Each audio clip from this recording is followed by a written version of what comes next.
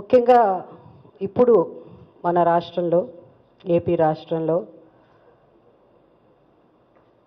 సరైన సమయం వచ్చింది, సరైన నిర్ణయం తీసుకోవడానికని నేను అనుకుంటున్నాను. ఆ సరైన నిర్ణయం ఏంటంటే జగన్మోహన్ రెడ్డి గారిని సీఎంగా ఎన్నుకోవడం.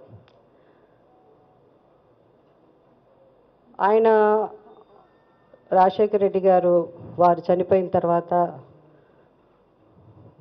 ఆ జర్నీ ఆయనది ఎంత కష్టపడ్డారో నేను కొంతవరకు దగ్గరుండి చూశాను కూడా. దాని తర్వాత ఈ 5 సంవత్సరాల్లో పార్టీలని పక్కపెట్టిన ఒక వ్యక్తి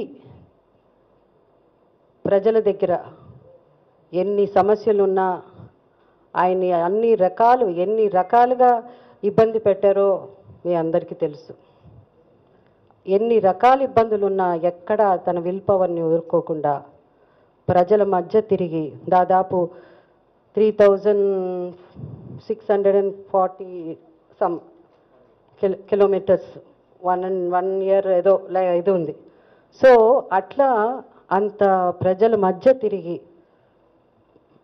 ఒక నిరీక్షణతో ఒక మంచి రాష్ట్రాన్ని ఎప్పుడైనా డెఫినెట్గా ఆయనకు అవకాశం వస్తుందన్న నమ్మకం, ఆ నమ్మకాన్ని ఎప్పుడూ ఆయన వదిలిపెట్టలేదు. ఎందువల్ల ఆ నడక వల్ల అప్పుడు కూడా రాజశేఖర రెడ్డి గారు అలాగే నడిచారు.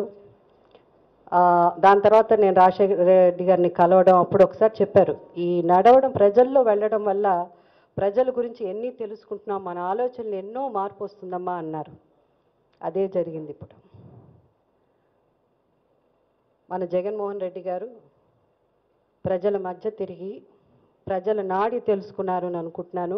ప్రజలు కూడా వారిని చూసి ఇప్పుడు మాకు జగన్మోహన్ రెడ్డి గారే సీఎం కావాలని మనస్ఫూర్తిగా కోరుకుంటున్నారని నేను నమ్ముతున్నాను. జగన్మోహన్ రెడ్డి గారిని సీఎంగా ఎన్నుకోవడం కూడా ప్రజల ధర్మం అని కూడా నేను అనుకుంటున్నాను ఈ పాయింట్ ఆఫ్ టైంలో. ఎందుకంటే ఈ 5 సంవత్సరాలు కూడా వారు చాలా ఇబ్బంది పడ్డా కూడా ఎప్పుడు ప్రజల మధ్య ఉన్నారు ఆయన. సో నాకు రాబోయే ఈ జనరేషన్ కూడా మనకు అలాంటి సీఎం కావాలి. ఆయన ప్రవేశపెట్టిన ఈ నవరత్నాలు కానీ, ఆ రోజుల్లో మనం ఆరోగ్యశ్రీ అది ఎంత గొప్ప పథకం, అది దానివల్ల ఎంత లక్షల మంది సేవ్ అయ్యారు. ఈరోజు ఎన్నో మంచి పథకాలు పెట్టున్నారు. ముఖ్యంగా నాకు చాలా నవరత్నాలు అంటే ఆ నవరత్నాలు మనకి ఇష్టమే, ఏ రత్నం తక్కువ కాదు. సో నవరత్నాల్లో ముఖ్యంగా పేద విద్యార్థులకి